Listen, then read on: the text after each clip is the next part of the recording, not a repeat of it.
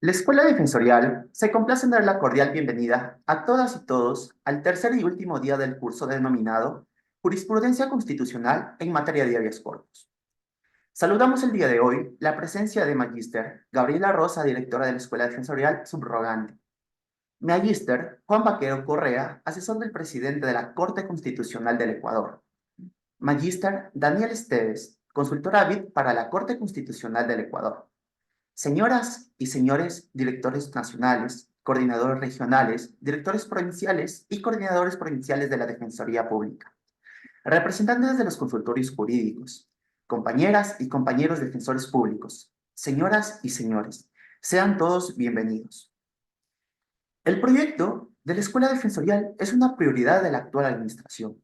Por lo tanto, desde este organismo se impulsan procesos de formación permanentes, de manera especial a los funcionarios de esta institución y a la red complementaria a la defensa jurídica pública.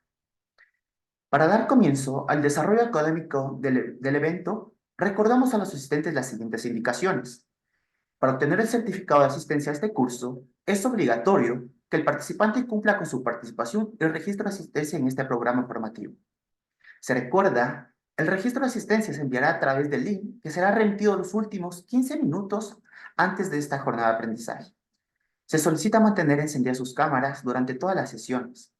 Adicionalmente, si el participante desea intervenir o si tiene alguna duda o consulta, mientras se desarrolla la ponencia solicitamos gentilmente alzar la mano del Zoom.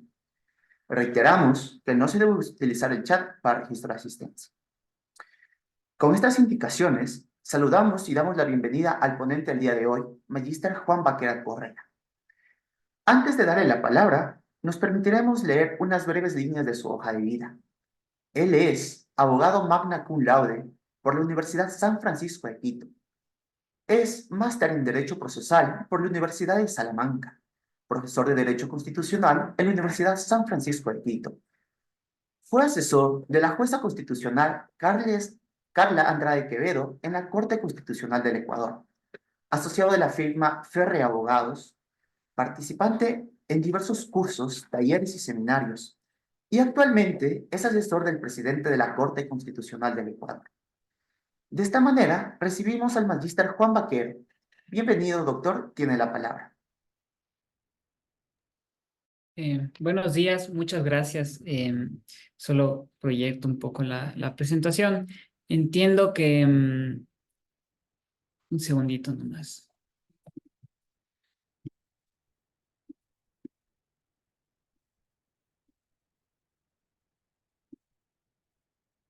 Sí, no, ahí está mejor. ¿Se ve? ¿Sí? ¿Se me escucha? Chévere. Sí, doctor, todo en Eh, orden. bueno, entiendo que los días anteriores ya hubo un par de capacitaciones sobre habeas corpus. Pero bueno, voy a realizar una pequeña recopilación de algunas cosas introductorias que asumo que tal vez ya se las vieron, únicamente en caso de que no se las haya visto. Pues bueno, para comenzar, ¿no es cierto? El habeas corpus está previsto en la Constitución en el artículo 89. Es una garantía jurisdiccional, ¿no es cierto?, que existe en el Ecuador desde la Constitución de 1929. De hecho, es la primera garantía jurisdiccional que existe en el Ecuador y se la estableció también en la Constitución del 2008. Entonces han pasado casi 100 años con habeas corpus en el Ecuador. Y es la idea del habeas corpus, ¿no es cierto?, es por un lado proteger la vida y la integridad física de las personas privadas de libertad. Eso consta en el artículo 89 de la Constitución, pero también se lo ha extendido a no sé si puedo pasar. Eso. También la jurisprudencia de la Corte Constitucional lo ha extendido al derecho, por ejemplo, a la salud. La ley de garantías habla de que es para también otros derechos y la integridad personal y otros derechos conexos. Y en ese sentido, la Corte Constitucional ha entendido que es extensible también, por ejemplo, para proteger la salud. Eso desde la sentencia 209-15 JH del 2019. Y aquí lo interesante es precisamente la manera en la que la Corte entiende que el habeas corpus protege también la salud, porque, por ejemplo, entiende que si es que se impediría la accesibilidad de personas privadas de libertad que tienen ciertas enfermedades crónicas a la salud, eso podría ser un trato cruel, inhumano y degradante. Y entonces hay una conexión entre la salud y la integridad personal. A veces se mira los derechos de libertad, los derechos civiles como separados de los derechos sociales, pero más bien en la sentencia nos deja ver que básicamente muchos de los derechos sociales, como el derecho a la salud, tienen una conexión íntima con otros derechos de libertad o como una extensión de ciertos derechos de libertad, y en este caso, sin salud no hay integridad ni vida. En ese sentido, el habeas corpus también protege otros derechos como la salud. En segundo lugar, como aspecto introductorio, es que, ¿no es cierto?, el habeas corpus es para recuperar la libertad de quien se encuentre privado de ello de forma ilegal, arbitraria o ilegítima. Entiendo seguramente que esto también ya se lo habrá visto, las definiciones de cuándo una privación de libertad es ilegal, cuándo una privación de libertad es arbitraria y cuándo es ilegítima. Simplemente como para recapitular, ¿no es cierto?, la privación es ilegal. Es entendida como aquella que es ordenada o ejecutada en contravención a las normas legales vigentes. La Corte, en la sentencia 207-11 JH, que es sobre adolescentes infractores, distingue los dos aspectos de la privación ilegal. Dice, tiene un aspecto material, ¿no es cierto? Es cuando la privación es ocurrida cuando no se apega a las causas, casos o circunstancias expresamente previstas en la ley o a sus límites temporales. Un ejemplo podría ser, por ejemplo, cuando una prisión preventiva, se dicta una prisión preventiva en un delito en el que no se puede dictar. Ese es un caso en el que no está prevista, no se permite la privación de libertad, y entonces tendríamos una privación ilegal de la libertad. En cuanto al aspecto formal de la privación ilegal de libertad, ¿no es cierto?, es cuando no se cumple el procedimiento. Es decir, el principio de legalidad no solo es para la tipificación de los delitos, sino también para el proceso. Cuando no se sigue el proceso debido, pensemos, por ejemplo, la Constitución ordena que se le lean que tiene derecho a permanecer en silencio al momento de realizar la detención. Entonces, por ejemplo, ese se podría ser un incumplimiento al aspecto formal y sería una privación ilegal de la libertad. La arbitrariedad, en cambio, tiene más que ver con la justificación constitucional de la privación. La Corte Constitucional ha aclarado, por ejemplo, que toda privación ilegal es arbitraria, pero puede ocurrir casos en los que una privación que sea perfectamente legal sea arbitraria, porque se encuentra en pugna con los derechos humanos o con ciertos postulados constitucionales, ¿no es cierto? Un caso claro es, por ejemplo, no existe sustento legal que justifique la privación de la libertad. Recién salió una sentencia interesante de la Corte Constitucional respecto a una persona, por ejemplo, que le privaron de libertad por un error. Básicamente se siguió todo el proceso contra una persona y al momento de realizar la boleta de encarcelamiento, la levantan con el nombre de otra persona que se llamaba Parecido. Y le meten preso a la persona que se llamaba Parecido y que no tenía nada que ver con el proceso. En ese caso se presentó un habeas corpus y la Corte consideró que ahí había precisamente una privación de la libertad, que obviamente era ilegal y arbitraria porque no tendría ningún justificativo para eso, no había ni una sentencia condenatoria y demás. Otros casos de arbitrariedad, por ejemplo, cuando la privación se funda en motivos discriminatorios, en casos de asilo o de inmigrantes o refugiados que no tienen posibilidad de interponer un recurso administrativo o judicial, o existe el riesgo de devolución. En general, la arbitrariedad de la privación es una categoría proveniente del sistema interamericano de derechos humanos. Si ustedes ven la jurisprudencia de la Corte Interamericana de Derechos Humanos, van a encontrar muchos casos sobre la arbitrariedad de la privación.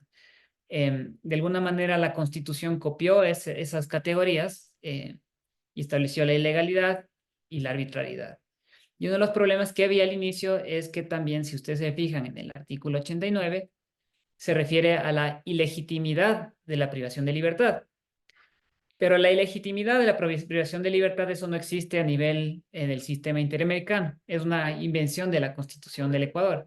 Entonces, uno de los problemas que había es cómo le damos sentido a esto de la ilegitimidad de la privación de libertad. Entonces, previo al 2019, se había entendido que esto se refería a la privación realizada por una autoridad no competente, como para darle algún sentido. No obstante, desde el 2019 la Corte de alguna manera lo ató a las otras categorías, a la arbitrariedad y demás, y entonces realmente no tiene un contenido muy autónomo, digamos. Entonces, por eso yo creo que con la ilegalidad y la arbitrariedad se entiende suficiente. Existen algunos, el objeto de la acción de habeas corpus está en el 89 y el 43, contiene un listado que es ejemplificativo y no es taxativo. Entonces, por ejemplo, el 43 de la Ley de Garantías te dice en casos de desapariciones forzadas, actos de tortura, tratos crueles, inhumanos o degradantes, incomunicación, detención de una persona por más de 24 horas, pero todo esto son ejemplos, casos en los que procede el habeas corpus, pero no es una lista taxativa. Pueden haber otros escenarios en los que no se encasillen en los que están previstos en el artículo 43. Y entonces vamos al tema de la competencia, si me permiten, que es un tema bastante complejo, ¿no es cierto? Hay muchas reglas que están regadas por ahí, tanto en la ley de garantías, en la Constitución y en la jurisprudencia, y hay que hacer un ejercicio importante de sistematización. Entonces, lo que yo he hecho es, de algún modo, he puesto las reglas que ya existían hace algún tiempo, que estaban en la jurisprudencia y demás, en este cuadrito, y en las siguientes diapositivas he establecido algunos de los cambios que han surgido, o más bien precisiones que han surgido a partir de las últimas de una sentencia última de la Corte Constitucional que modifica algunas cuestiones. En cuanto al tema de la competencia, entonces, el habeas corpus se puede presentar ante cualquier juez, ¿no es cierto?, del lugar donde se presume está privada de libertad la persona. Entonces, en principio, eh, si tengo algún conocimiento de dónde está privada de libertad la persona, ahí reside la competencia territorial del juez que va a conocer el habeas corpus. Ahora, la regla que ya existía y que está en la Constitución es que si se desconoce el lugar de la privación, se podrá presentar la acción ante la jueza o juez del domicilio del accionante. Sobre esta regla hay un cambio importante que me gustaría mencionar, y es que una reciente sentencia de la Corte Constitucional, que es la 9823JH/23, que es un caso de Jorge Glad y Daniel Salcedo, hizo una precisión y conectó la idea del desconocimiento del lugar de la privación de libertad con la desaparición forzada. Entonces, no es esto de esta posibilidad de presentar en el domicilio del accionante, no es en cualquier caso, no es solo si es que el accionante no sabe dónde está. Lo que ocurre es que en esos casos sí se sabía dónde estaban detenidos, ¿no es cierto?, en la cárcel 4, y el habeas corpus se presentó en Puerto Viejo diciendo que se desconocía dónde estaban localizadas las personas que estaban detenidas. Y hay algunas particularidades del caso que ya les voy a comentar. Entonces, una de las cosas que precisa la sentencia 9823JH es que esta regla sobre el desconocimiento del lugar de la prisión de libertad solo cabe en casos de desaparición forzada de personas o cuando no hubiera orden de privación de libertad librada dentro de un proceso penal. ¿Por qué? Porque si hay la orden de privación de libertad librada dentro del proceso penal, sabemos en dónde se encuentra. Y si es que no sabemos, el, el SNAI sí lo sabe, no está desaparecida. Entonces, el desconocimiento del lugar de la privación de libertad solo cabe en casos en donde no hay la orden de privación de libertad en un proceso penal o es un caso de desaparición forzada de personas con todo lo que eso implica. Entonces, de alguna manera, esta sentencia estableció esta precisión para evitar el abuso del derecho y básicamente el que los accionantes puedan escoger el juez que es competente. Entonces, esa es una precisión importante que ha sido instaurada a través de esta sentencia en el párrafo 182.2. A ver, otra regla sobre la competencia es ¿no es cierto? Si la privación fue dispuesta en un proceso penal en instancia, la acción se interpondrá ante la Corte Provincial de Justicia. Esto ya está en la Constitución, entonces no es nada nuevo. Una de las cuestiones que hay que tomar en cuenta y que a veces se confunden es el caso 36518JH, porque lo que establece ese caso es una variación de este tema de la competencia cuando ha sido, ya hay una sentencia condenatoria.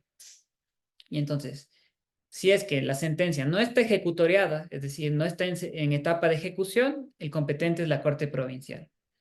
Si es que la sentencia está ejecutoriada y está ejecutándose, la Corte ha entendido que el competente son los jueces de garantías penitenciarios, y entonces eh, ellos son los competentes. Entonces, bueno, el habeas corpus tiene estas reglas particulares sobre competencia, y una vez presentado, ¿no es cierto? Uno de los aspectos es que el juez debe calificar la demanda, y la audiencia se realizará dentro de las 24 horas siguientes. Es muy rápido, no siempre se cumplen estos plazos que están previstos en la Constitución, pero la idea justamente es que una persona, ¿no es cierto?, sus derechos están gravemente siendo vulnerados, sea su libertad, sea su vida o sea algún derecho conexo. En la misma audiencia el juez dicta sentencia y la resolución escrita debe ser notificada entre las 24 horas siguientes de finalizada la audiencia, ¿ya? Algunas reglas particulares sobre la audiencia es, por ejemplo, que la audiencia debe comparecer el afectado. También se convocará a la autoridad a cuya orden se encuentra la persona. Si existe algún indicio de que en la privación de libertad participó algún agente del Estado, deben comparecer, por ejemplo, el representante de la Policía Nacional, o el ministro competente. Y la audiencia puede desarrollarse en el lugar de la privación.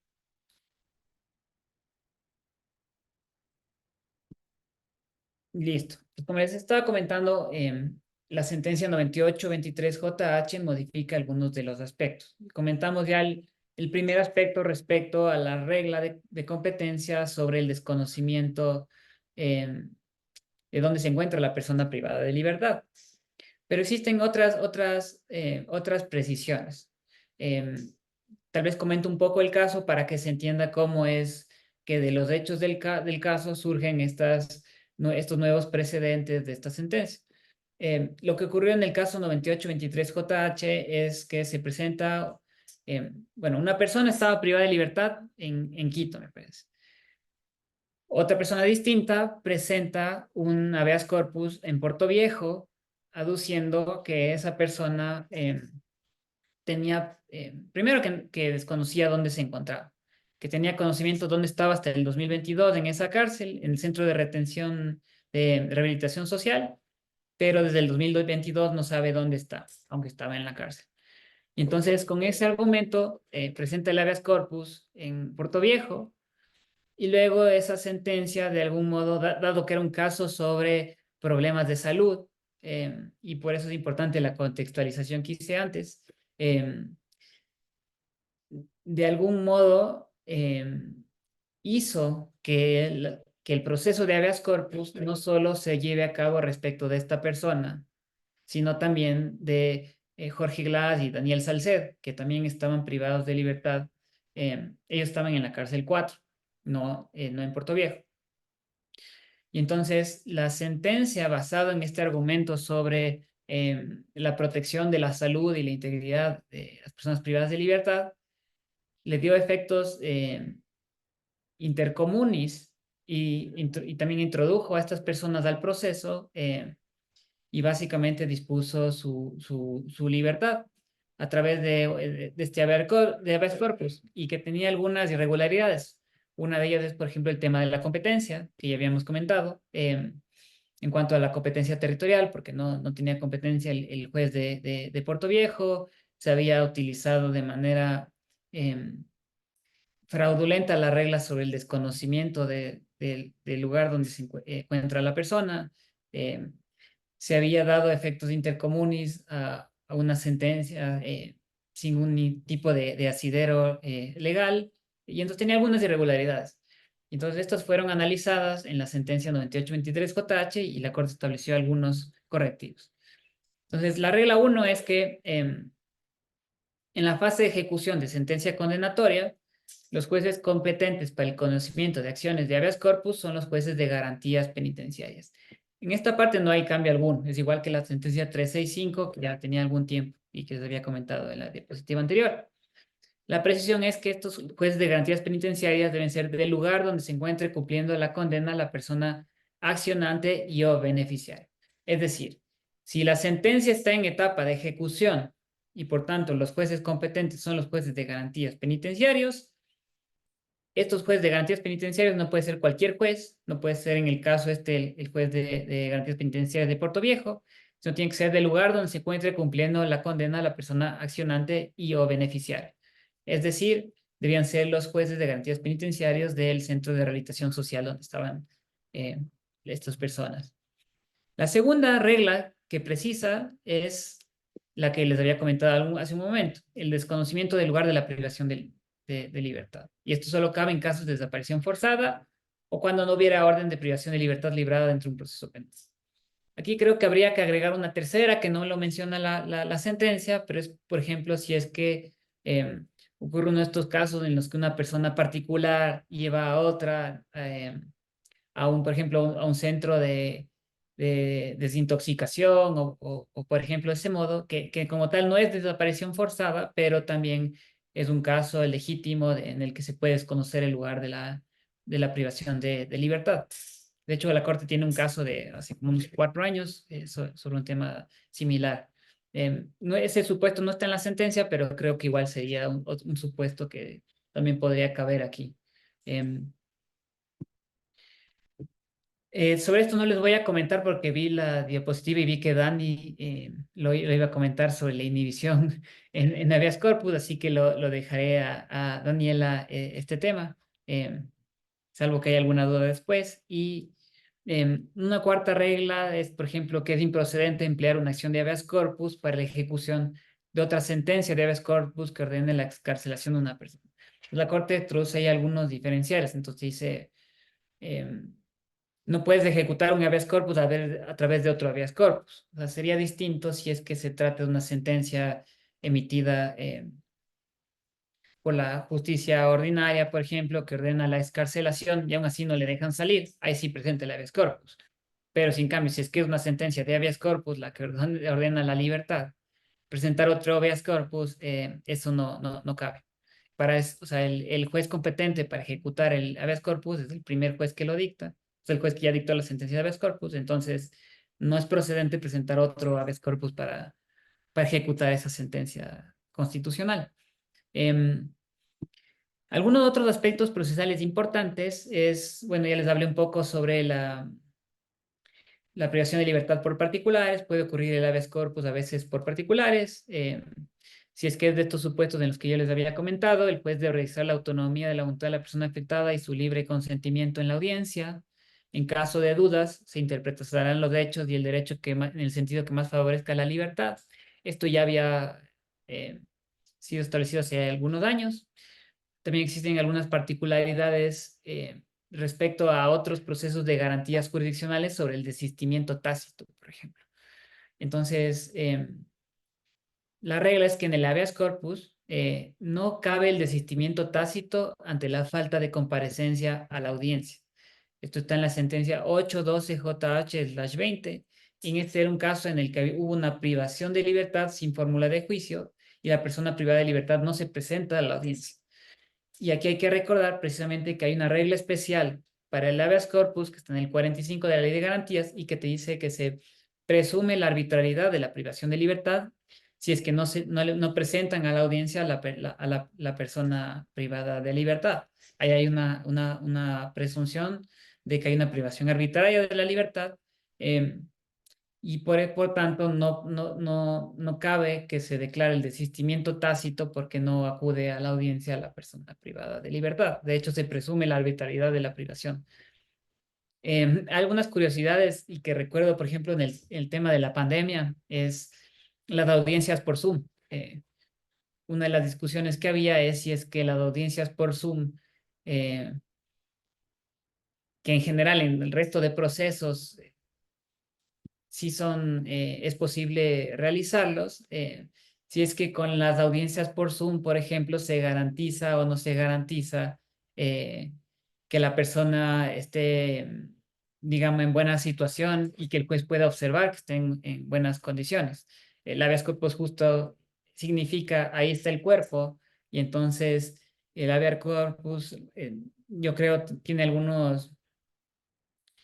hay algunas problemáticas con las audiencias por Zoom en el habeas corpus por ese motivo. No hay ningún pronunciamiento del tema, pero creo que es algo a tener en consideración sobre la inmediación y cómo esto puede variar dependiendo de si se trata de un habeas corpus o no. La apelación del habeas corpus, ¿no es cierto? Si la resolución fue dictada por la Corte Provincial, se apela ante la Corte Nacional. Em, si la resolución fue dictada por la Corte Nacional, se apela ante cualquier otra sala que no ordenó la prisión preventiva. Vamos a ver la carga de la prueba que me han pedido también que lo establezca. En el habeas corpus invierte la carga de la prueba. Pues una persona en cualquiera de los supuestos de habeas corpus no va a poder probar. Quien tiene, por ejemplo, la orden de detención, otros aspectos, no, es del propio Estado. Entonces hay una inversión de la carga de la prueba. Y de hecho hay algunas reglas particulares sobre cuando se presume la arbitrariedad o ilegalidad de la privación de libertad. Por ejemplo, ya vimos ahorita el supuesto de que la persona no fuera presentada a la audiencia. En ese momento el juez debe disponer su libertad, dice la ley de garantías. Otro supuesto en el que se presume la privación de libertad es cuando no se exhiba la orden de privación de libertad. Si no se exhibe, esa privación de libertad es arbitraria, aun cuando exista, pero si no se le exhibe. Cuando la orden de privación de libertad no cumple los requisitos legales o constitucionales, ya habíamos visto sobre la privación ilegal, pero aquí hay... bueno, y hay una cuarta regla, que es cuando se hubiera incurrido en vicios de procedimiento en la privación de libertad. Por ejemplo, a la persona privada de libertad no le leyeron sus derechos. Y en los casos en los que la privación de libertad es llevada a cabo por particulares, cuando no se justifique la privación de libertad. Ejemplo, no se probó el consentimiento de ingresar a una clínica de adicción. Se presume automáticamente la privación. Estos son algunos de los aspectos salientes del habeas corpus, los aspectos procesales. Les he comentado algunos de los cambios que han habido con la sentencia 98, 28, 23, JH/23. Y creo que también deberían tomarse en cuenta que van a surgir algunos cambios con la consulta popular. Ahorita estamos en una especie de vacatio legis. Y existe como un año para que se le implemente. Eh, Principalmente con el tema de los fueros y demás. Eso. Por motivos de tiempo, más bien quisiera quedarme abierto a cualquier duda o inquietud que tengan ustedes y asimismo con Daniela.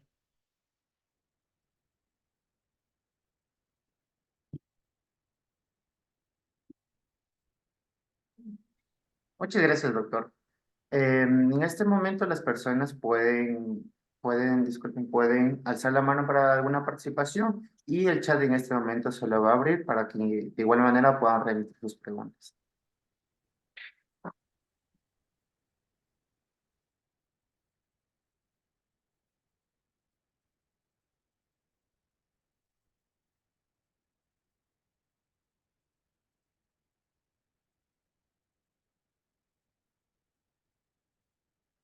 O si no, podemos tal vez continuar con Daniela y al final podemos hacer un... Tenemos manos levantadas para poder acceder a las preguntas. Hay inquietudes solicitadas. Hola, ¿me escucha? Se lo escucha perfectamente. Adelante su inquietud. Muchísimas gracias, doctor. Buenos días. Una consulta. ¿Se podría presentar un habeas corpus cuando se ordena una detención y posteriormente hay la formulación de cargos basados en las reformas del Código Orgánico Integral Penal, que la orden de detención para fines investigativos es una cosa y la orden de detención para formular cargos es otra cuestión? Esta reforma se dio en el COI en el 530 y está en el 575 también. Es decir, la falta de notificación, y cuando se ordena la detención con fines investigativos, se lo notifica que posteriormente se le va a formular cargo. Puede presentarse un habeas corpus por una detención ilegal dada por el juez, por violación de procedimiento. ¿Me escuchó? Sí, le escuché, disculpe. Solo me repite lo de la reforma al COIP. Ya. Ha existido casos en que la Fiscalía pide orden de detenciones con fines investigativos. Detienen al ciudadano y posteriormente formular cargo. Pero las reformas al Código Orgánico Integral Penal establecen que cuando hay la orden de detención con fines investigativos, tiene que soltarlo después de rendir la versión y notificarlo el fiscal, de acuerdo al 575, de que se le va a formular cargo posteriormente. Y hay órdenes de detención con fines de formulación de cargos, pero que estén presentes en la audiencia de formulación de cargos los detenidos, para formularle cargo y que tengan conocimiento de qué es lo que va a hacer.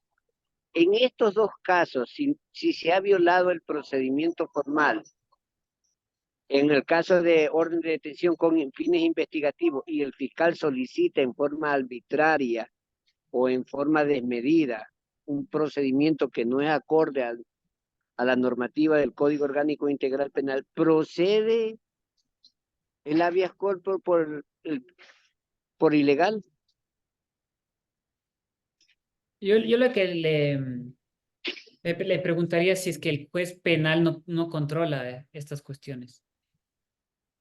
Tiene que controlarlo porque si no está en contra de norma expresa. Hay una violación a la seguridad jurídica porque todos conocemos las dos formas que tiene para llevárselo a una formulación de cargo en una investigación.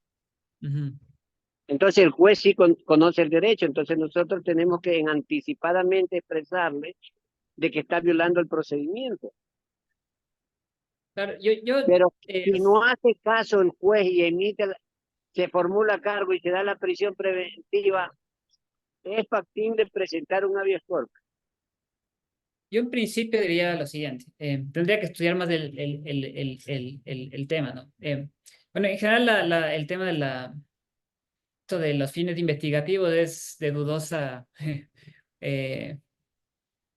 o sea,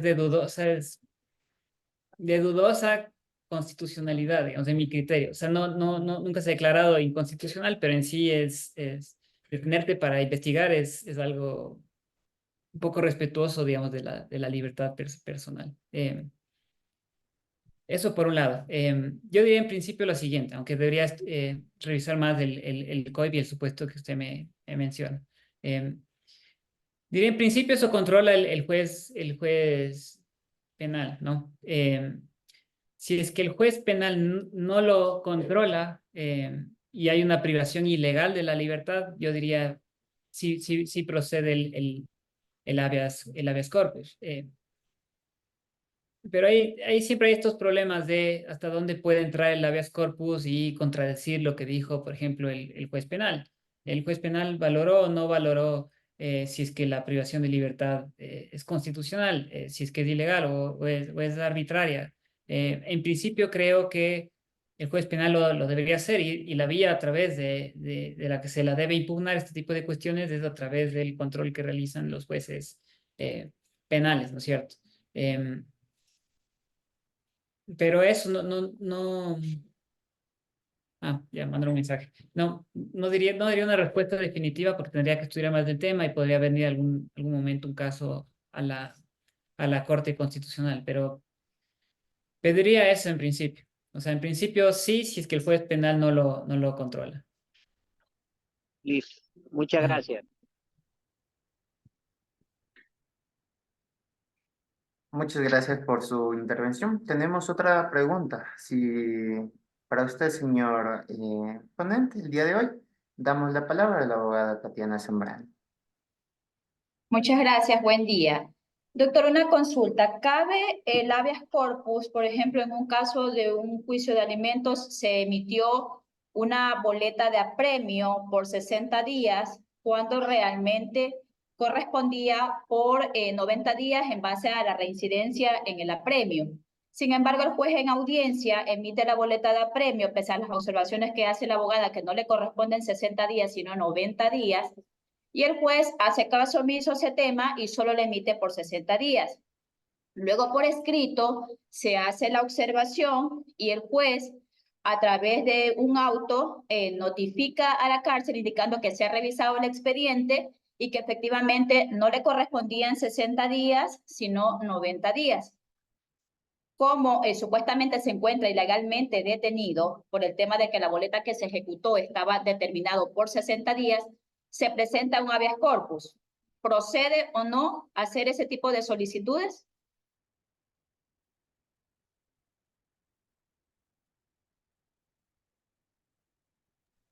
Perdón, sí, solo quería entender bien el supuesto. O sea, es decir, al inicio se emite la boleta por 60, ¿no es cierto? Y Claro, luego, se y luego ejecutó la boleta por 60 días. exacto, ya se detiene a la persona y todo por 60 y luego cambia la boleta. Claro, ya una vez que está ejecutada se pone en conocimiento del centro de rehabilitación de que la persona no le correspondían 60 días, sino que 90 días. Ok. Y después de eso se presenta un habeas corpus. Así es. Y el argumento del habeas corpus, ¿cuál es el argumento del Es habeas corpus? porque supuestamente la boleta que se ejecutó era de 60 días y no de 90 días, que debía darse en una nueva audiencia el tema de la boleta por los 30 días adicionales. Ya, ok. Pero legalmente sí está bien la boleta de 90, ¿no es cierto? Claro, sí le correspondía por la reincidencia, porque ya había estado detenido 2 veces. Exacto. Claro, no, yo creo que aquí tendríamos un problema del aspecto formal de la privación ilegal. O sea, no es un tema de que no esté privado de libertad en uno de los supuestos previstos en el ordenamiento, sino más bien si es que se siguió el procedimiento legalmente previsto para ello. O sea, claro, aquí lo que se cambia es la boleta se corrige, ¿no? De 60 a 90. Mm, Si procede o no procede, yo me inclinaría a decir que no hay algo de particular gravedad, porque al fin de cuentas está previsto en el ordenamiento los 90 días. O sea, no es que el juez, eh, digamos, por equivocación alargó más de lo que estaba legalmente previsto. Podríamos discutir el tema de si podía no hacer eso, la modificación de la boleta. Tendría que revisar el procedimiento para ver hasta dónde puede hacerse eso o no. Pero en principio no veo un supuesto como de una privación, digamos, grave, o sea, una vulneración grave al procedimiento. No es, por ejemplo, si es que le dan más tiempo más tiempo del que está legalmente previsto, o no es o no es parte ya del procedimiento en sí, para detenerlo, sino ya la persona está detenida, y se cambia el tiempo. Eso es lo que podría comentar. Más bien tendría que revisar más el procedimiento, pero ajá. Le agradezco mucho, Tatiana, por la pregunta. Muchas gracias por su intervención, doctor. Tenemos algunas interrogantes más que han sido remitidas por el chat. Una de ellas es si nos puede un poco aclarar y explicar más a fondo sobre el habeas corpus correctivo. Claro, un segundito nomás. Justo le había quitado de mi presentación, pero si me dan un segundo, lo pongo.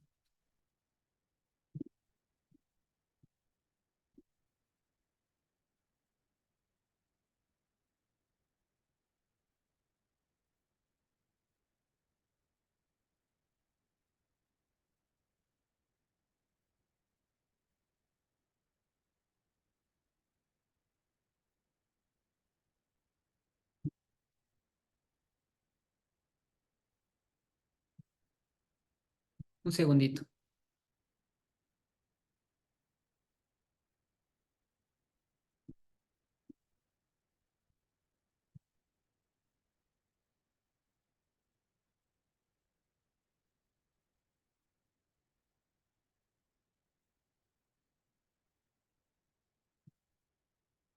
Ya, a ver. ¿Se ve? No sé si proyecté la diapositiva correcta. ¿Se ve? Sí, doctor, podemos presenciar la diapositiva. Un segundo.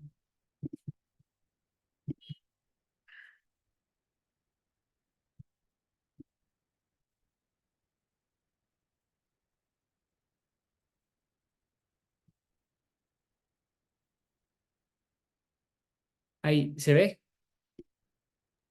Sí, doctor. Ya, perfecto. Entonces, bueno, el habeas corpus correctivo ya es no tanto para controlar digamos, no tanto proteger en sí la libertad, sino es más relacionado a los temas, a la protección de la vida y la integridad personal.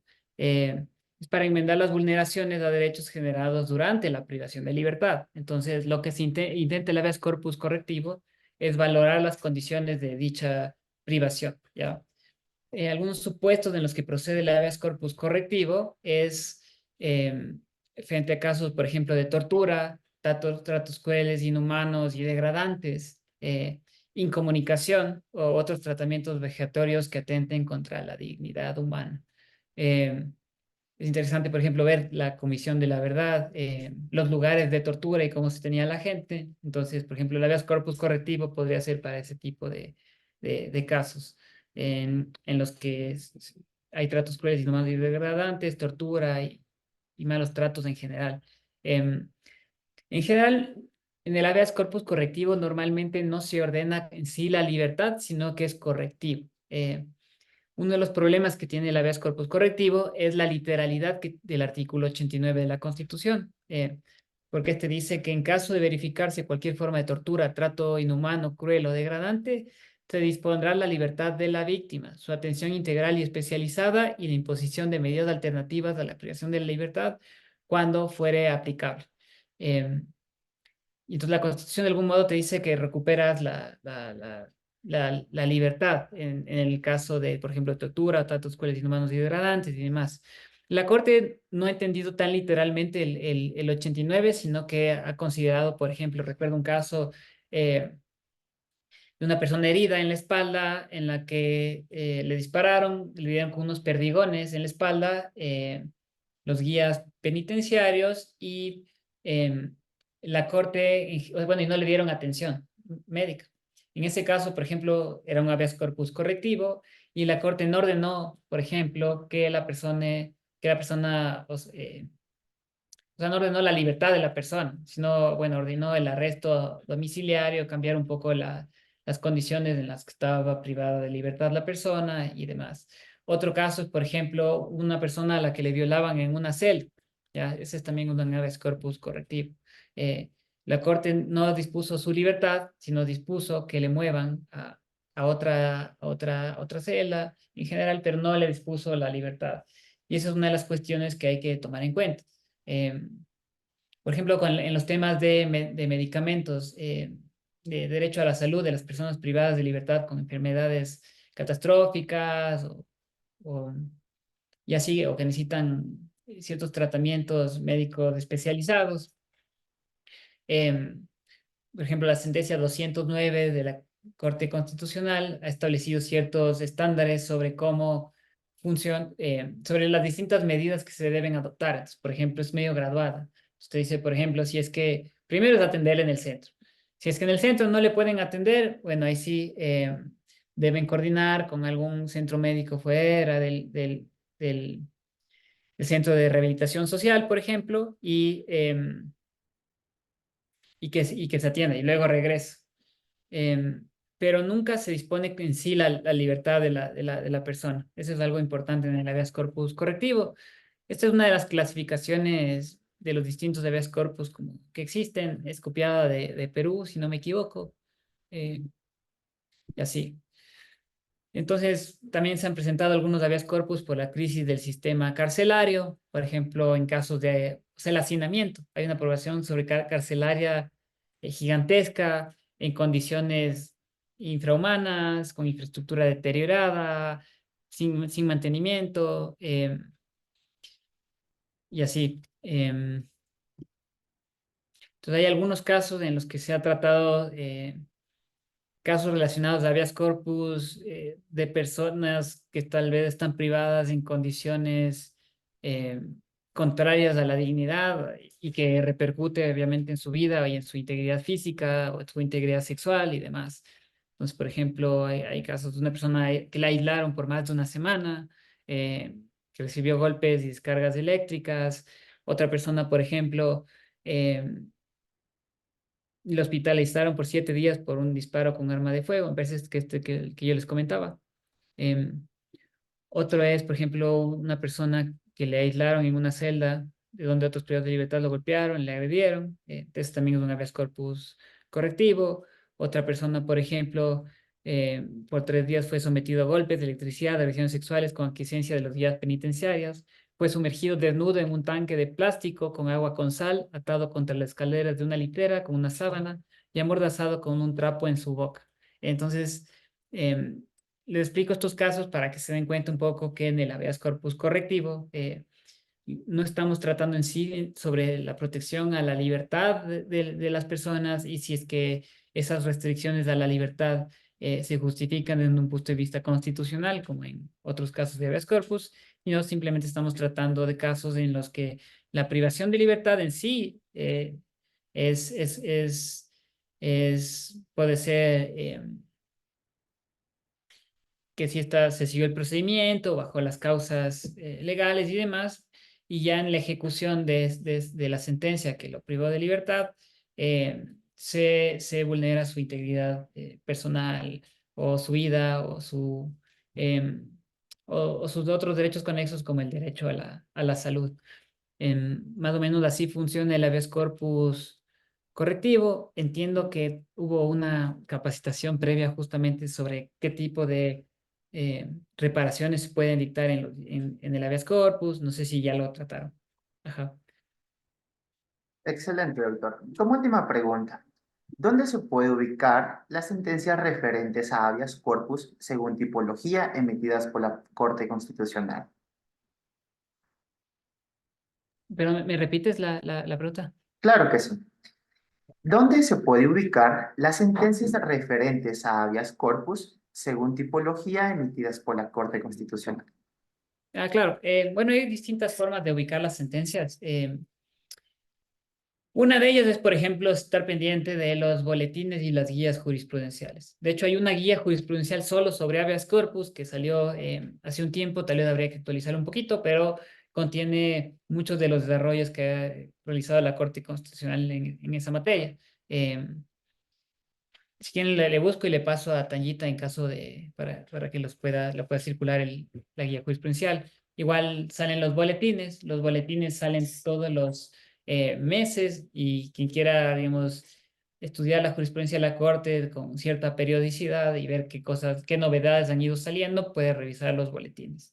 Y ya si es que es para una consulta en específico, la Corte tiene sus buscadores, los cuales son súper buenos, están desarrollados y que ustedes pueden buscar en el buscador de acuerdo a lo que se requiera.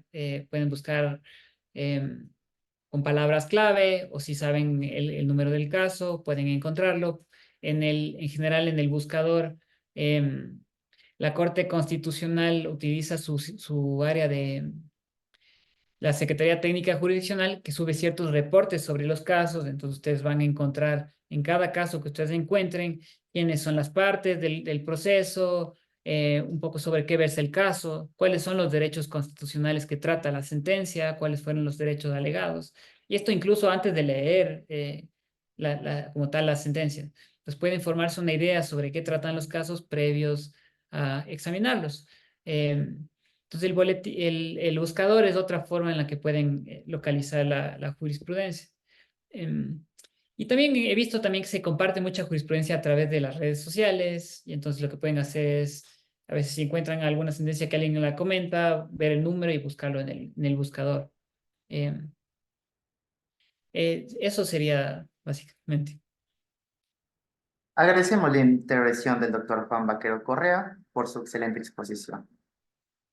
A continuación, damos la bienvenida a la magíster Daniela Esteves, consultora BID para la Corte Constitucional del Ecuador. Antes de darle la palabra, nos permitiremos leer unas breves líneas de su hoja de vida. Ella es abogada de la República del Ecuador, máster en Democracia y Gobierno, máster en Derecho Administrativo.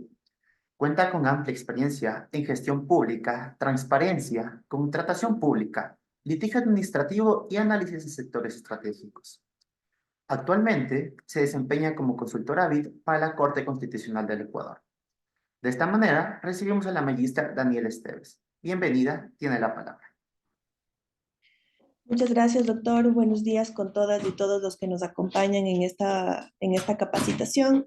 Previo a iniciar con mi ponencia, quisiera algunas de las preguntas que estaban en el chat pude dar respuesta. Mencionaban sobre la posibilidad de interponer un habeas corpus cuando no ha estado comunicado el PPL cerca a su familia, y pongo ahí el número de la sentencia que podrían revisar, donde desarrolla la Corte respecto al habeas corpus conexo, que es otro de los tipos de habeas corpus que la jurisprudencia ha definido, para que lo pueda ver si les sirve el caso aplicable del doctor José Vergara Proaño, que estaba en el chat. También me permití, mientras Juan Sebastián adecuadamente explicaba cómo la Corte ha ido compilando su jurisprudencia, está en el chat cargado el PDF de la guía jurisprudencial exclusivamente de habeas corpus. Está actualizada al 2022, es decir, que habrán algunas últimas sentencias que no están incluidas. Por ejemplo, una que trató Juan Sebastián, que yo también les explicaré más adelante, pero pueden descargarse del chat del PDF, espero les pueda ser de su interés y pueden revisar todo lo que la Corte hasta el 2022 ha desarrollado referente al habeas corpus. Con ese preámbulo, quiero iniciar entonces mi presentación. Por favor, si me confirman que pueden ver la pantalla.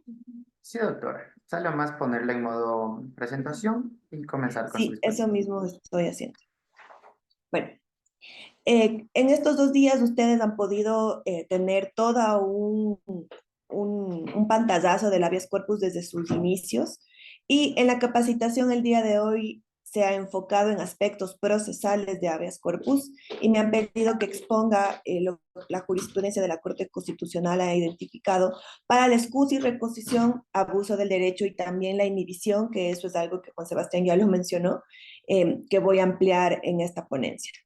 Entonces, esto es importante porque más allá de la naturaleza de habeas corpus, qué tipos de habeas corpus existen, cuál es su objeto, el objetivo también ha sido identificar cuáles son las normas procesales que podrían ser aplicables en este tipo de casos, para que ustedes en su ejercicio profesional las puedan identificar, sobre todo cuando haya dudas, por ejemplo, en el caso de la competencia del juez, algo que Juan Sebastián adecuadamente ya ha explicado, cómo se define la competencia en esta garantía jurisdiccional, y la segunda, cuándo podría existir abuso del derecho en la garantía jurisdiccional de habeas corpus. ¿Sí se puede ver completa la pantalla? Sí, doctor. Perfecto. Bueno, como mencionó Juan Sebastián y los anteriores ponentes, el objeto del habeas corpus es proteger la libertad, la vida, la integridad física y otros derechos conexos de la persona privada o restringida de libertad, sea por cualquier persona o autoridad pública. Y es importante tener el objeto de esta figura en mente, porque toda la jurisprudencia que la Corte ha realizado, tanto en esta como en las otras garantías jurisdiccionales, busca respetar el tenor del mismo, tanto en la Ley Orgánica de Garantías Jurisdiccionales como en su jurisprudencia. Y aquí les presento un caso muy interesante. Esta sentencia es la 00617, es una consulta de norma que hubo en el 2017 aún, cuando estuvo vigente en su momento el Código de Procedimiento Civil. En el caso de una acción de protección, un poco para que conozcan los hechos del caso, se presenta una acción de protección, es rechazada, apelan, va a la Corte Provincial, y a la Corte Provincial, a los jueces de la sala, los accionantes plantean una recusación aplicando la sección 25 del CPC de su momento, alegando de que se habría violentado la imparcialidad, la competencia de los jueces. adecuadamente a la sala le surge la duda. ¿Por qué? Porque la recusación para las garantías jurisdiccionales no está contemplada en la Ley Orgánica de Garantías Jurisdiccionales y Control Constitucional, sino para esta figura se contempla para aquellas acciones que la Corte Constitucional revisa de manera directa, por ejemplo, la acción extraordinaria de protección, acción de cumplimiento de sentencia, consulta de norma, etcétera. Entonces, habría existido preliminarmente un vacío de, ok, en caso de que habría cuestionamientos por parte de los justiciables frente a la competencia, la imparcialidad del juez, ¿qué podemos hacer, sobre todo en el caso de una garantía jurisdiccional? Y vamos a ver cómo esto nos lleva al habeas corpus. ¿Cuál es la duda que se planteó la Corte en este caso? Si es que la recusación de la norma procesal civil podría vulnerar el artículo 86, numeral 2, literal E de la Constitución, que ustedes podrán ver determina de manera textual que no les serán aplicables las normas procesales que tiendan a retardar su ágil despacho. Y esto tiene una lógica también que se relaciona con el derecho al debido proceso y es una garantía que tenemos todas las ecuatorianas y ecuatorianos de ser juzgados por un juez independiente, imparcial y competente. Esto está en el artículo 76, numeral 7, literal K de la Constitución. Esta es una garantía del debido proceso. Y en ampliada jurisprudencia y doctrina, tanto civil como constitucional, se ha definido que la carencia de esta garantía de un juez competente invalida el proceso. Entonces, de manera general, a prima facie, podríamos decir que la recusación, esta figura procesal, es una manera en la que se haría efectiva la garantía de tener un juez imparcial y competente que conozca mi casa y lo resuelva. Esta sería la regla general. Vemos que es una institución jurídica que permitiría respetar esta garantía constitucional. Además, al momento en que se establecen las garantías jurisdiccionales de la Constitución del 2008, se puede evidenciar la intención del constituyente de que este tipo de causas constitucionales se realicen de manera célere, adecuada, para poder reparar el derecho vulnerado. Es decir, se buscó una eficacia y eficiencia procesal mayor, digámoslo así, que capaz se distingue de aquellas normas, de aquellos procesos ordinarios que se regirían bajo la norma adjetiva procesal. Entonces, lo cual generó la interrogante. Si es que habría dudas, ¿qué haríamos en caso de un habeas corpus? En esta sentencia, la Corte empieza a desarrollar cada garantía jurisdiccional. Esta sentencia está en la guía jurisprudencial que ustedes pueden revisar, porque la Corte analiza este caso por cada garantía jurisdiccional, es decir, acción de protección, habeas data, acceso a la información pública, habeas corpus, y empieza con la premisa de cómo se define la competencia en una garantía jurisdiccional. Y la competencia, como vemos en el artículo 7, se ha definido para que el juez constitucional tenga competencia va a depender del lugar donde se origina el acto u omisión o donde produzca sus efectos, y en el caso de que existan varios jueces se realice un sorteo. Esta es la regla general para las garantías jurisdiccionales de cómo se define la competencia. En esa línea, ¿qué pasaría con el habeas corpus? La Corte empieza su análisis y determina, ok, las normas del Código Procesal Civil, actual COGEP, que están en los artículos 22 y 29, la Corte reconoce que existe una unidad normativa y entra al análisis de esta cápita del Código vigente y determina que la naturaleza de la norma procesal civil en esta materia no puede ser aplicable a las garantías jurisdiccionales de manera general, porque tienden a retardar su ágil despacho. Determina de que esta norma procesal civil obedece a la naturaleza de los procesos ordinarios que regula el COGEP en este momento y que reguló el CPC, y que esa naturaleza no es la misma de la garantía jurisdiccional. Primera distinción importante. Entonces, más aún en un habeas corpus, porque como se protege un bien jurídico distinto a los de las demás garantías, porque ustedes pueden ver en la ley y en la Constitución se define cuál es el objeto de cada una. El habeas corpus se caracteriza por tener un procedimiento específico de inmediatez y tiene un trámite especial y específico justamente por ese bien jurídico que protege. Ustedes ven en el artículo 44, en el trámite de habeas corpus se puede identificar que tienes 48 horas para su resolución. Se presenta la demanda, el juez convoca la audiencia y en audiencia dicta sentencia y en 24 horas tiene además que remitir la resolución por escrito. Entonces, con un plazo de gestión de 48 horas, no podrían aplicar las normas de recusación que entrarían en vigencia en un proceso ordinario, civil o de otra materia. Y esto es importante señalar porque aquí el constituyente ponderó el resguardo de la libertad o del beneficiario del privado de la libertad, que es lo que protege el habeas corpus. Entonces, vemos definitivamente que si ustedes ven en el ejercicio de que se interpone una recusación a los jueces cuando estamos hablando de habeas corpus, estaría en contra de la jurisprudencia que ha establecido la Corte para el efecto, dado que la recusación para esta figura no aplica. Y de ahí surgiría la duda. ¿Qué pasa entonces si es que todavía hay inquietudes del accionante o del beneficiario, el abogado que va a interponer el habeas corpus, sobre cuál sería el juez competente o un juez imparcial que realmente sea el que debe conocer mi demanda de habeas corpus? Y aquí hay algo que Juan Sebastián ya mencionó, pero me gustaría un poco profundizar, que es la sentencia 365-18 JH 21, es un proceso de selección, en el que la Corte empieza a diferenciar etapas en las que podría presentarse el habeas corpus y menciona que en el caso de una ejecución de una sentencia penal, es decir, en el caso de que tienes una sentencia ejecutoriada que ha dictado una pena y que el privado de la libertad se encuentra cumpliendo esta pena en un determinado centro, el juez competente es el de garantías penitenciarias o en los casos que el Consejo de la Judicatura haya dado esas competencias a los jueces de garantías penales y multicompetentes. Entonces creo que algunos de ustedes tenían la duda de a cuál mismo juez voy y esta es una salida. Si es que ya se está ejecutando una pena, ojo, tenemos una sentencia penal que se está cumpliendo, el juez competente obligatoriamente es el de garantías penitenciarias y del lugar donde se encuentre cumpliendo la condena la persona accionante o beneficiaria.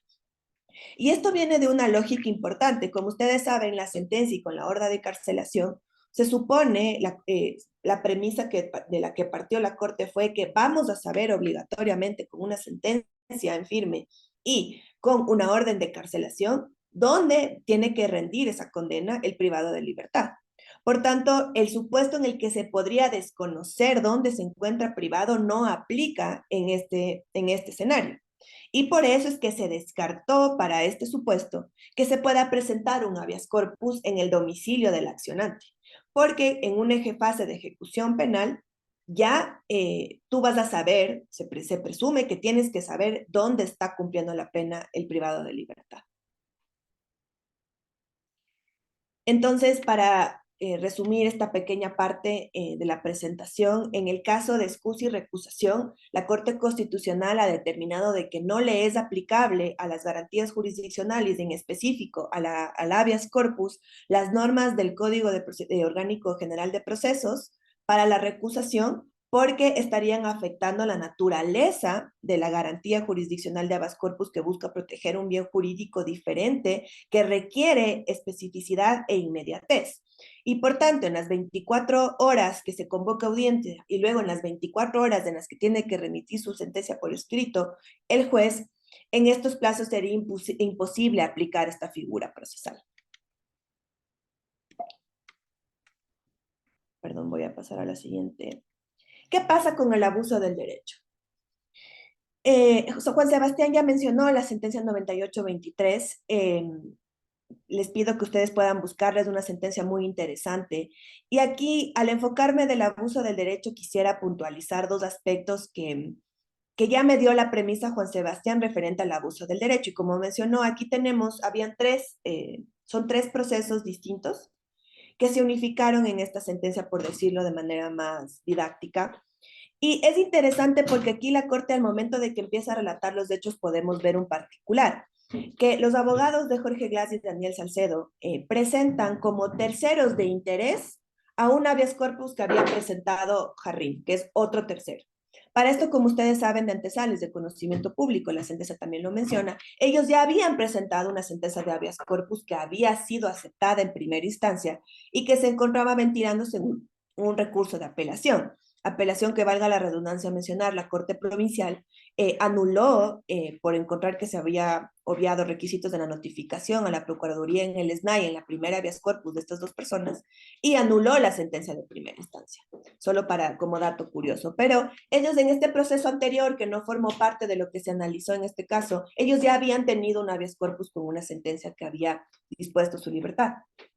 ¿Qué pasó? Presenta esta otra persona un habeas corpus y Glass y Salcedo se presentan como terceros con interés.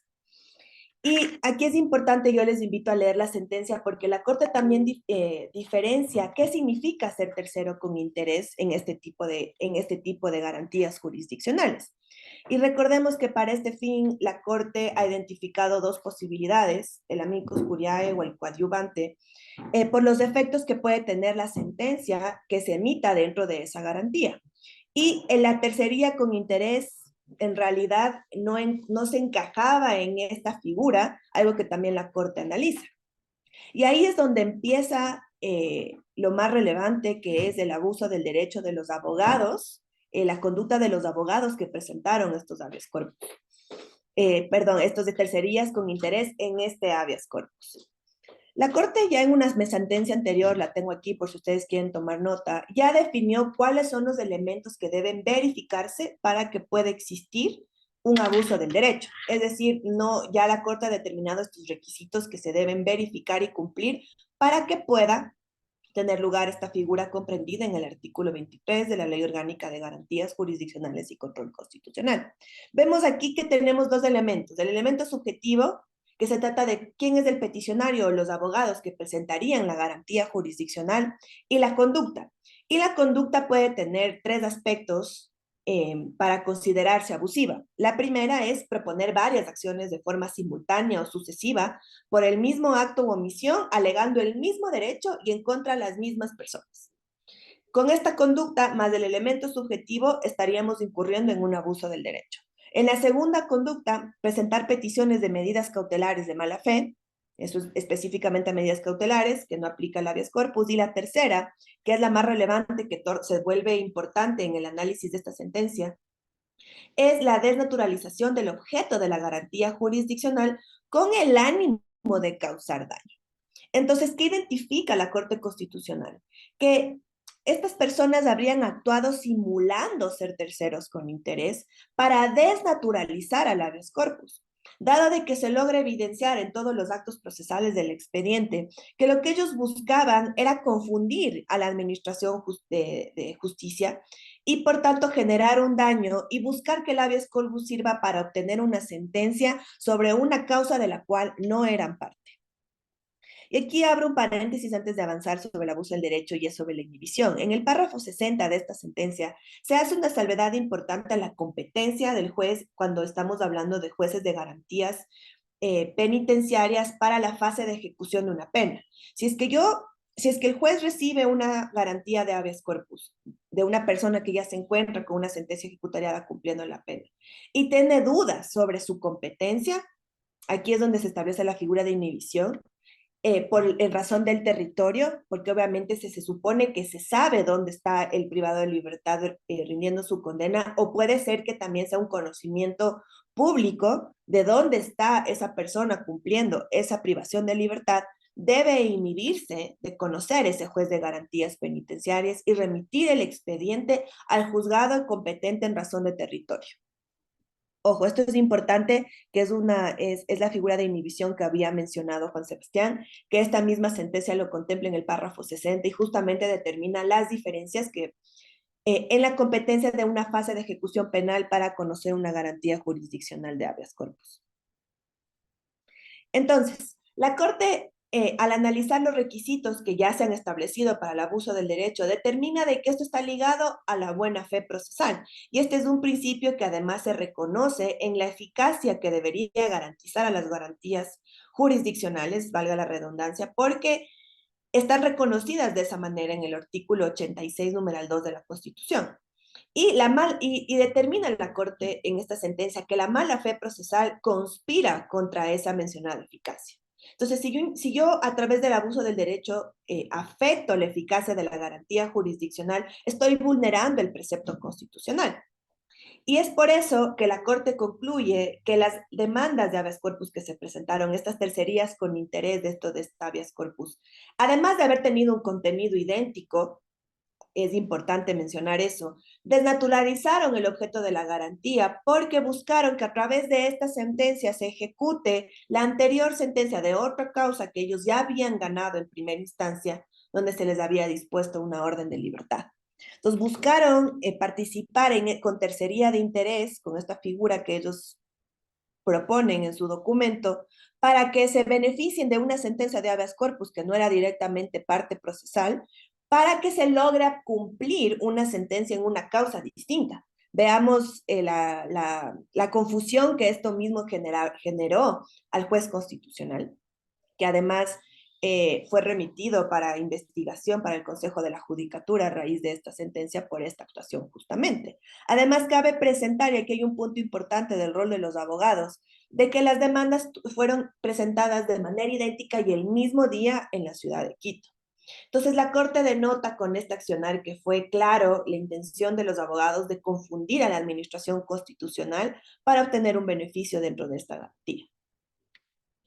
Además, hay algo importante aquí que me gustaría puntualizar. La Corte también determina cuáles fueron los abogados que habrían presentado las acciones en esta línea.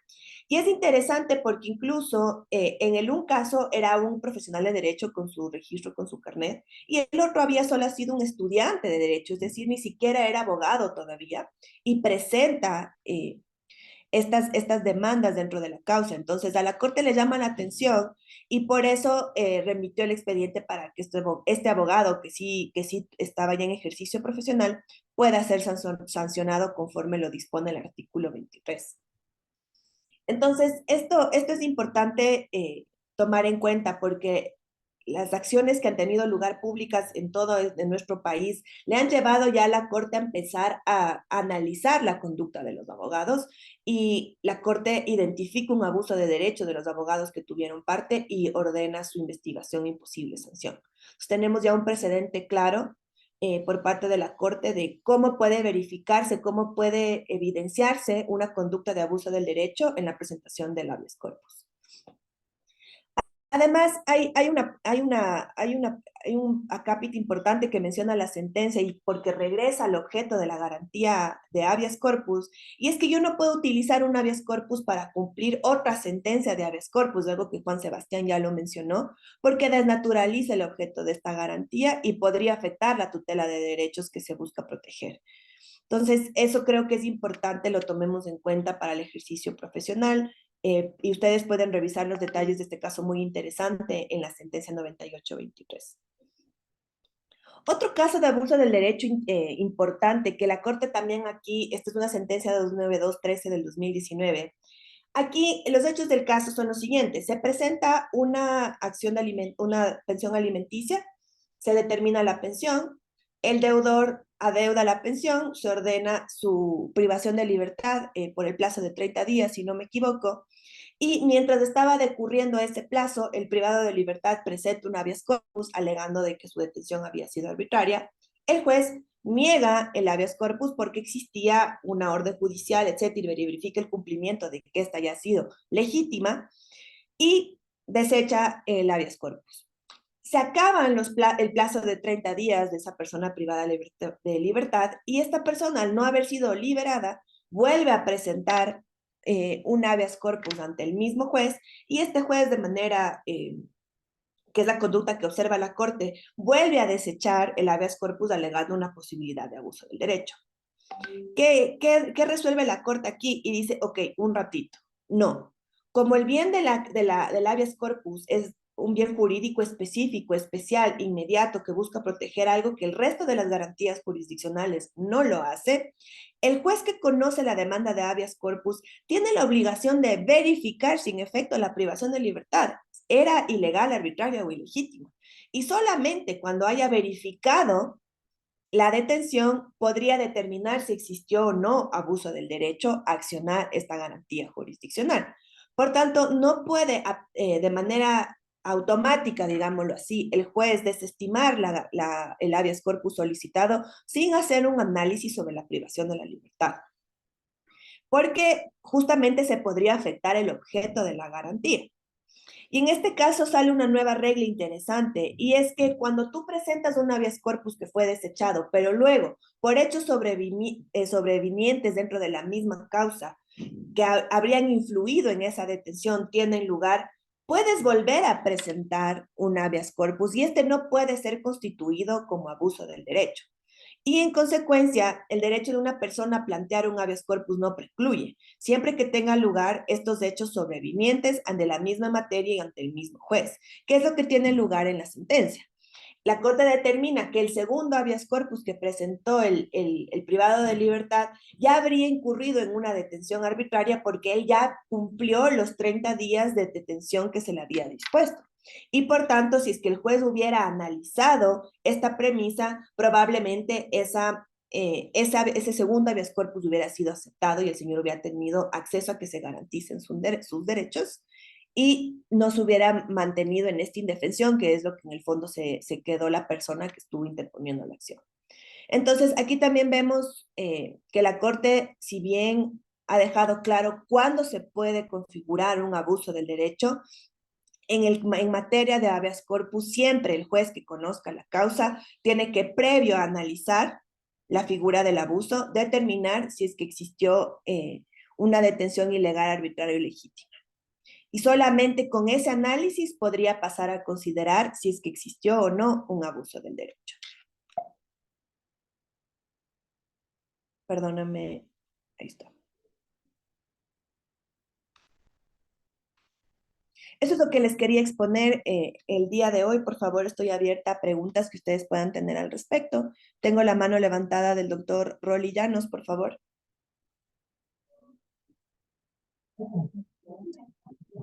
Gracias, doctora. Buenos días. La pregunta mía es, ¿tiene que cumplirse los 3 requisitos para que haya el abuso del derecho? Como dice ahí, presentar acciones en varias veces, la medida cautelar y la otra que es con el ánimo de desnaturalizar la acción de habeas corpus. No sé si que debe cumplirse taxativamente los 3 requisitos para que haya el abuso del derecho, o basta con uno es suficiente. Deben cumplirse los dos primeros, que es el elemento subjetivo y la conducta puede ser distinta según los 3 supuestos. Por ejemplo, en el caso de la sentencia que les planteé, la Corte determinó que se habría incurrido en la conducta número 3. Voy a volver a proyectar solamente para que ustedes puedan ver a qué supuesto me estoy refiriendo. Desnaturalizar el objeto de la garantía. ¿Por qué? Porque como vemos, con esta tercería con interés, ellos quisieron beneficiarse de una sentencia de habeas corpus del que no eran parte, para además que se cumpla a través de este mecanismo una sentencia de otro habeas corpus que ellos ya habían interpuesto ante otro juez constitucional. Entonces, va a depender caso a caso, estas son las reglas abstractas que debe verificar el juez, pero va a depender de cada caso para ver cuál fue la conducta en la que habría incurrido el peticionario o los abogados al momento de analizar el abuso del derecho, doctor. No sé si con eso absuelvo su consulta.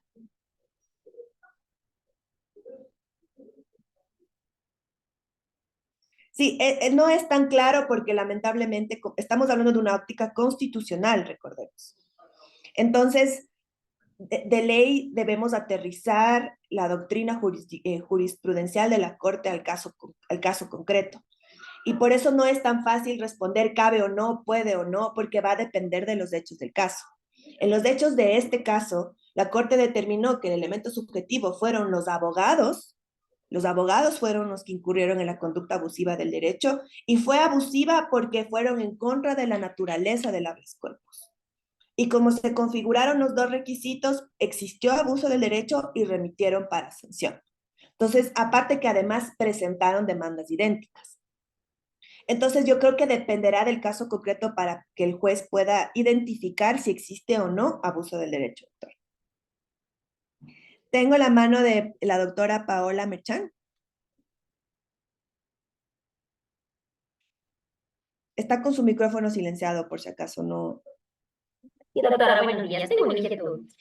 En el caso que yo sea jueza de garantías penales, ¿cuál es mi forma correcta de actuación o cuál sería la forma correcta de actuar de un juez en tema de inhibición? Si, por ejemplo, actuando con debida diligencia, el juez penal opta, ¿no?, por verificar si no fueron planteadas otras acciones, revisando obviamente esta sentencia que usted nos ha explicado, ¿cuál sería el proceder en providencia ya judicial por parte de este juez que abocar el reconocimiento de un habeas corpus?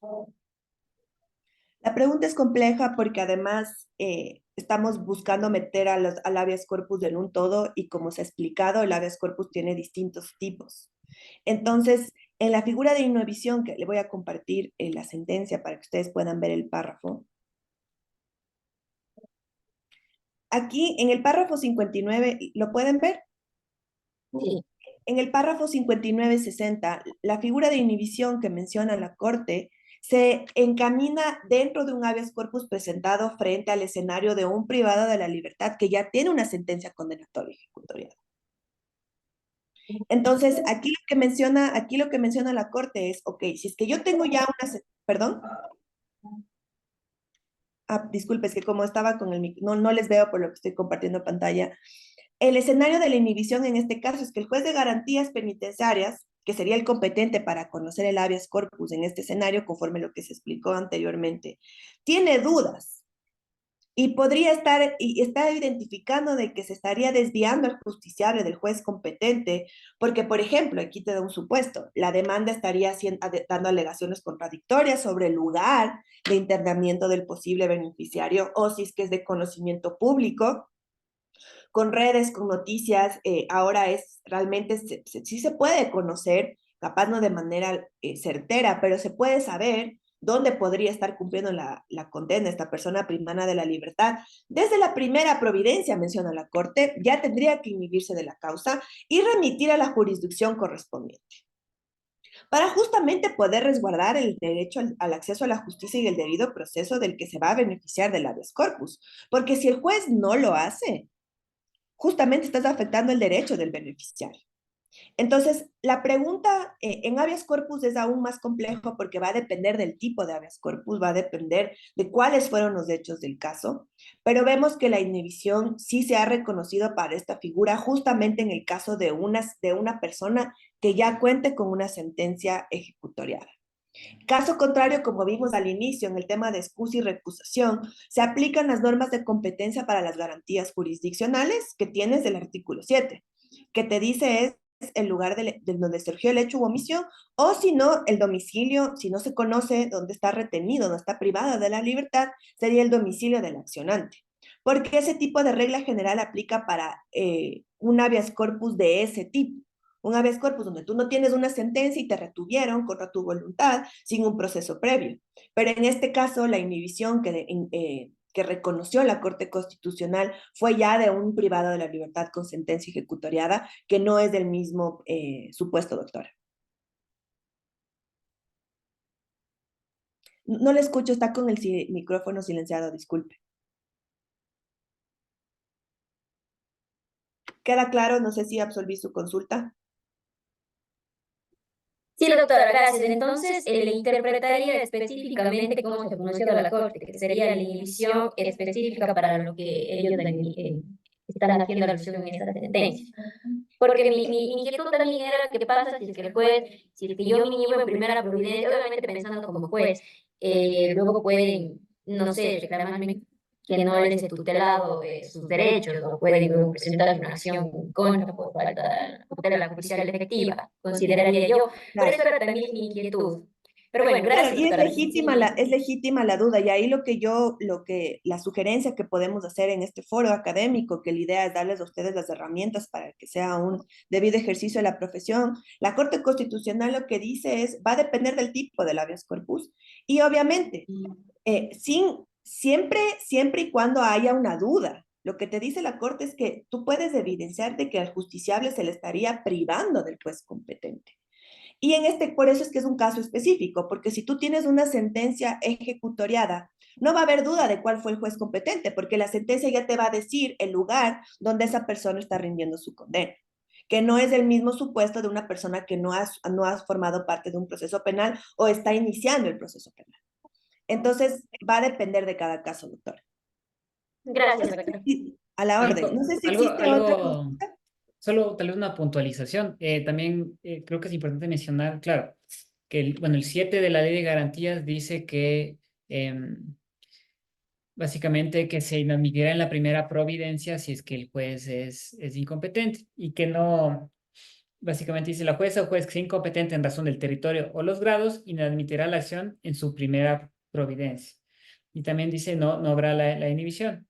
La sentencia de la Corte lo que establece es como una excepción para la incompetencia en razón del territorio. Es decir, dice, los jueces pueden inhibirse en los habeas corpus, en los que no sean competentes en razón del territorio, y de identificar que la demanda de habeas corpus está siendo empleada para desviar al justiciable del juez competente, ahí el juez deberá inhibirse en su primera providencia y remitir el expediente a la jurisdicción correspondiente. O sea, ahí hay un pequeño cambio. O sea, no se inadmite, sino se inhibe y se remite al competente. Pero es diferente, en cambio, si es que la incompetencia es en razón de los grados. O sea, imaginemos que, por ejemplo, se trata, o sea, es un habeas corpus contra una sentencia que todavía no está ejecutoriada. O sea, la privación de libertad fue ordenada por un juez penal, pero todavía no estamos en la etapa de ejecución. En ese caso, conforme a la Constitución, el competente es la Corte Provincial. Y imaginemos que en vez de presentarse el habeas corpus ante la Corte Provincial, se presenta un juez de primer nivel. Todavía una incompetencia en razón del grado. Ahí los jueces lo que deben hacer es seguir el artículo 7, es decir, y no admitirlo bajo el 7, porque es una incompetencia en razón del grado y no del territorio. Solo era esta pequeña puntualización. Ajá. Gracias, Juan Sebastián. Y es importante justamente porque la misma Corte ha reconocido los distintos escenarios que pueden convergir para que se configure un tipo de habeas corpus. Entonces ahí les invito a leer la sentencia, está en línea. Si quieren la puedo cargar en el chat en este momento, si les parece las sentencias que yo utilicé para esta presentación. Lo voy a cargar en este momento para que ustedes puedan leerlas de primera mano y las puedan y que realmente les va a servir para poder entender cuál ha sido el razonamiento de esta presentación, porque en realidad en una hora es difícil explicar unas sentencias complejas como esta, sobre todo en los casos acumulados que analizó la Corte Constitucional. Por favor, no sé si me confirman que las han recibido. Las pueden descargar. Efectivamente, doctora, se encuentran en el chat. Perfecto, ustedes las pueden descargar enseguida, están en línea también en el buscador de la Corte y ahí está la guía jurisprudencial también, si ustedes quieren profundizar sobre alguno de los temas que se han hablado en estas charlas para que puedan revisarlo y muchísimas gracias a todos por su atención. Igual vi una consulta sobre si es que los jueces constitucionales especializados, o sea, si es que se modificó algún tema en relación a la competencia. Les acabo de enviar el link con las preguntas y los anexos de la consulta popular. Sí modifica un poco estas cuestiones, aunque todavía no entra en vigencia. Por ejemplo, recuerdo se le daba más poder al presidente de la Corte Nacional para resolver cierto tipo de casos de habeas corpus. Por ejemplo. Entonces, bueno, les envío el link por si acaso para el que lo quiera tener. Muchas gracias por su magistral exponencia el día de hoy. Como siguiente punto, vamos a dar la palabra a la doctora encargada de la Escuela Defensoría.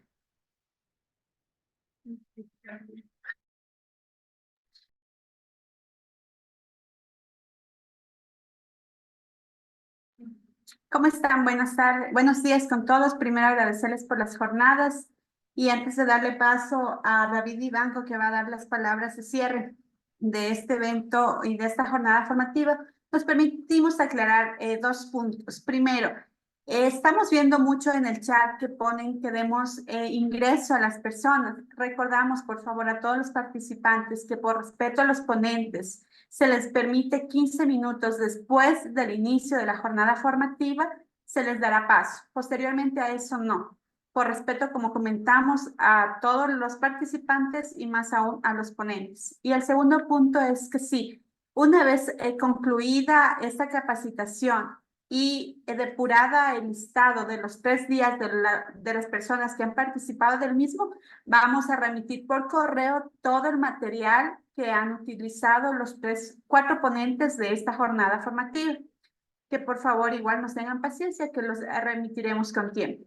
Muchas gracias por la atención. Muchas gracias por su palabra. Como último punto programado el día de hoy, damos la palabra al abogado David Andrés Vivanco, analista de gestión defensorial, para dar clausura de tal manera al último día del evento realizado por la Escuela Defensorial. Buenas tardes con todos, mucho gusto. En nombre del doctor Ángel Torres Machuca, máxima autoridad de la Defensoría Pública y la Escuela Defensorial, queremos expresar nuestro sincero agradecimiento a todos los participantes del día de hoy, y especialmente a los ponentes del doctor Juan Sebastián Vaquero y la doctora Daniela Esteves por su destacada participación en la última jornada del curso denominado Jurisprudencia Constitucional en materia de habeas corpus, el cual concluye el día de hoy tras 3 días consecutivos de actividad. Agradecemos profundamente su compromiso a todos los participantes y esperamos poder contar con su valiosa colaboración en futuras capacitaciones. Muchas gracias. Muchas gracias por sus palabras. Finalmente, agradecemos la importante intervención de los ponentes del día de hoy por sus brillantes intervenciones. De esta manera, al nombre de la Escuela Defensorial, agradecemos a las autoridades presentes, a los facilitadores del día de hoy y demás asistentes por su importante participación en esta jornada de aprendizaje. Buenos días con todas y todos.